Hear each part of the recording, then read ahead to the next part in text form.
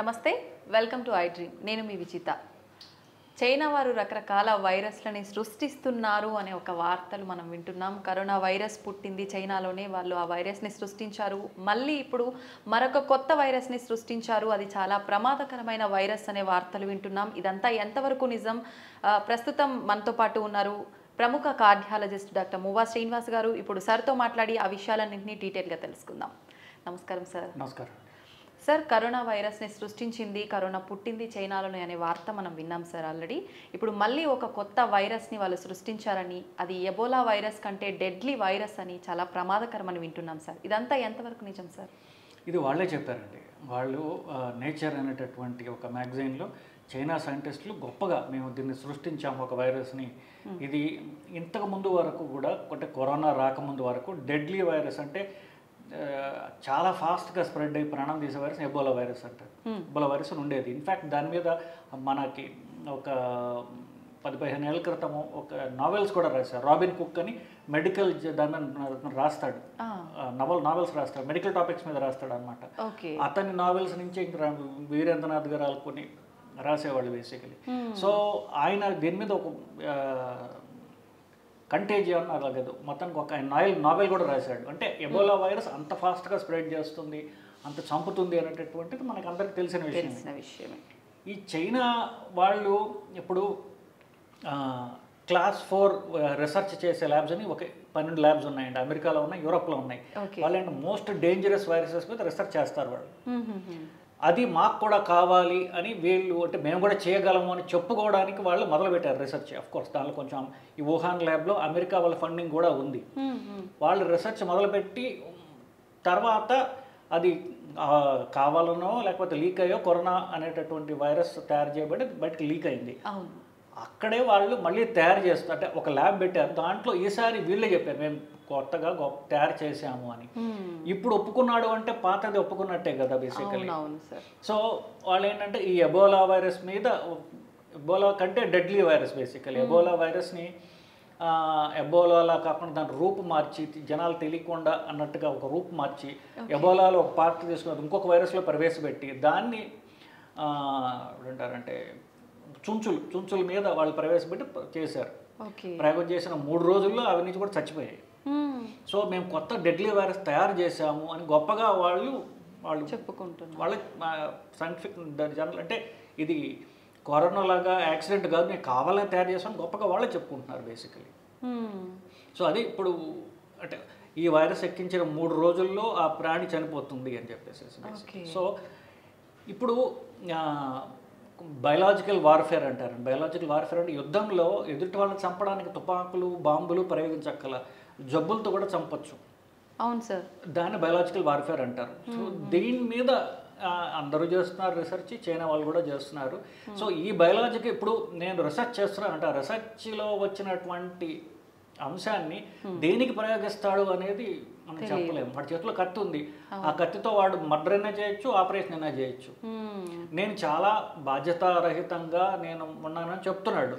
But ఇలాంటి వాళ్ళు అంటే ఏం చేస్తారో, ఎందుకంటే మనకి ఎస్పెషల్లీ శత్రు దేశం కాబట్టి మనం జాగ్రత్తగా ఉండాలి. పిచ్చోడి చేతిలో రాయిలాగా సార్, ఇప్పుడు పిచ్చోడి చేతిలో కత్తిలాగా అనమాట. కత్తిలాగా ఏంటి సార్ పరిణామం ఎలా ఉండబోతుంది? అది కనుక మనకు స్ప్రెడ్ అయ్యి అవకాశం కనుక ఉంటే పరిణామం ఎలా ఉంటుంది? అంటే ఇప్పుడు వాడి చేతులు ఇది ఉంది అని చెప్పి మనకు ఆల్రెడీ తెలుసు కాబట్టి మనం తగిన జాగ్రత్తలు అంటే దానికి విరుగుడు మన వాళ్ళు ఏమైనా కనిపెట్టాలి. మన వాళ్ళు గొప్పగా ఇప్పుడు దాకా అనౌన్స్ చేయలేదు.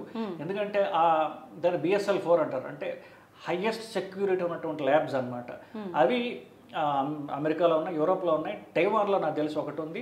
వీళ్ళకి పోటీగా వీళ్ళు పెట్టారు ఇప్పుడు. అది మన భారతదేశంలో అఫీషియల్గా అయితే లేదు. మనకి ఇండియన్ ఇన్స్టిట్యూట్ ఆఫ్ వైరాలజీ అని చెప్పేసి పూణేలో ఉన్నప్పటికీ దాంట్లో ఈ రీసెర్చ్ చేస్తున్నట్టు మనల్ని బయట పెట్టాల, చేస్తూ ఉంటారు, అనుమానమే లేదు. ఎందుకంటే మన శత్రు దేశాల దగ్గర టెక్నాలజీ ఉన్నప్పుడు దాని విరుగుడుగా మన వాళ్ళు చేయడం అనేది మస్ట్ మ్యాండేటరీ. కానీ మన వాళ్ళు అనౌన్స్ చేయలే. కాకపోతే మనకు తెలియాల్సింది ఏంటంటే చైనా వాడి చేతిలో ఈ ఒక అతి భయంకరమైనటువంటి ఒక క్రిమి వాడి దగ్గర ఉంది అని ఒకటి. వాడు దాని గురించి ఏం చెప్తున్నాడు అంటే, నేను ఎబోలా వైరస్ ఎలా స్ప్రెడ్ కాకుండా ఆపాలి అనేటటువంటి దాని మీద నేను రీసెర్చ్ చేస్తున్నాను అని చెప్తున్నాడు. సో అది 2 విధాలుగా చూడొచ్చు మనం. బేసిక్ వాళ్ళు చెప్పడం ఏంటంటే ఎబోలా అనేటటువంటి ఒక డెడ్లీ వైరస్ అది ఆఫ్రికాలో ఉన్నాయి. ఆఫ్రికాలో ఎబోలా అని ఒక నది ఉన్నది. ఆ నది చుట్టుపక్కల ఉన్నటువంటి ఫస్ట్ కనుక్కున్నారు 10 ఏళ్ల క్రితం. 2014 నుంచి నడుస్తుంది ఇది. సో దానికి రకరకాల రీసెర్చ్ జరుగుతుంది, వ్యాక్సినేషన్లు ఉన్నాయి. బేసికలీ ఎబోలా అనేది అతి భయంకరమైన వ్యాధి మనకు తెలుసు. దాన్ని రీసెర్చ్ చేస్తున్నాను, దాని భాగంలో ఇలా ఒకటి బయటపడిందని చెప్తున్నాడు. కానీ అది మీరు అన్నట్టుగా పిచ్చివాడి చేతిలో రాయో కత్తి ఉన్నట్టుగా మనకి తెలుసుకోవాల్సిన అవసరం అంతేనా.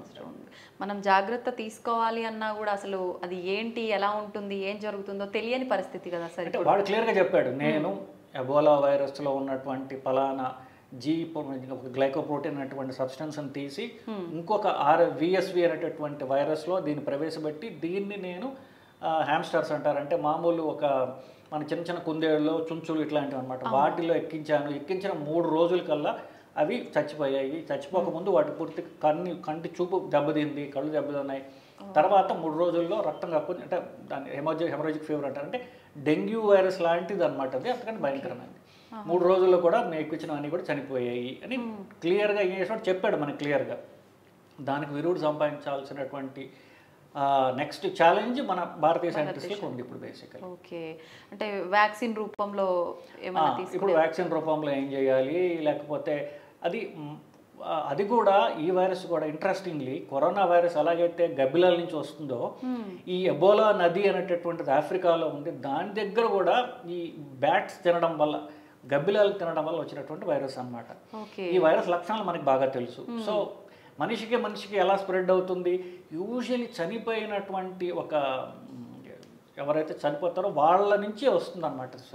సో ఎట్లాగ మనం దీని నుంచి జాగ్రత్తలు తీసుకోవాలని దానికి దాని మీద దృష్టి పెట్టాల్సినటువంటి అది డెఫినెట్గా చేస్తారు. ఇప్పుడు మనకి నేను చెప్పినట్టుగా యుద్ధంలో రకరకాల పద్ధతులు ఉంటాయి. ఒకటి డైరెక్ట్గా చేయడం, రెండవది జబ్బులు పరిస్థితి బయాలజికల్ వార్ఫేర్ అంటారు, ఇవన్నీ సో దీనికి కూడా ప్రిపేర్డ్గా ఉంటారు మన వాళ్ళు. సో దాని గురించి మనం ఏం చేయాలనే దాని గురించి మన వాళ్ళు ఆలోచిస్తారనేది నా నమ్మకం. ఓకే, మనకు ఏంటి పరిస్థితి అనేది తెలిసిన తర్వాత దానికి సంబంధించిన వ్యాక్సిన్ మెడిసిన్ వచ్చిన తర్వాత మనం దాన్ని ఫాలో అయిపోవడమే. కానీ ఎబోలాకి సంబంధించిన వ్యాక్సిన్ అయితే ఉందండి ఆల్రెడీ. దాన్ని ఆఫ్రికా దేశాలు ఇస్తున్నారు. 2 రకాల వ్యాక్సిన్స్ ఉన్నాయి. ఇది డైరెక్ట్ ఎబోలా కాదు, వాడు వేరే ఎబోలాలో ఉన్నది తీసుకుని దాన్ని మైస్పూస్ మారడగా చేసినట్టుగా దాన్ని వేరే వైరస్లో ప్రవేశపెట్టి దాంతో ఇన్ఫెక్ట్ చేశాడు.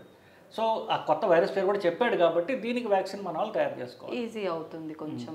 Okay, thank you sir, thank you very much. నిజంగా ఇలాంటివి ఏమైనా కొత్త వస్తుంది అనగానే మనం కరోనాకి ఎంత ఎఫెక్ట్ పడ్డామో అది మైండ్లో పెట్టుకొని ఎక్కువ భయపడాల్సిన సందర్భాలు ఉన్నాయి ప్రస్తుతం. అంటే ఇప్పుడు పాకిస్తాన్ వాడు ఉన్నాడండి, పాకిస్తాన్ నా దగ్గర న్యూక్లియర్ బాంబు ఉంది గట్టిగా చెప్తాడు వాడు, ఎందుకు మనం భయపడతాం బేసిక్లీ. సో చైనా వాడు కూడా నా దగ్గర ఇది ఉంది అని చెప్తే ఎదుట భయపడడం అనమాట. నేను అంత టెక్నాలజికలీ నేను అంత అడ్వాన్స్డ్, నేను ఇంత చేయగలను అని మన అడ్వర్స్ మన శత్రువులు అవుతుంటారు, వాళ్ళని భయపెట్టడానికి చేసేటటువంటి దాంట్లో ఇది ఒక భాగం.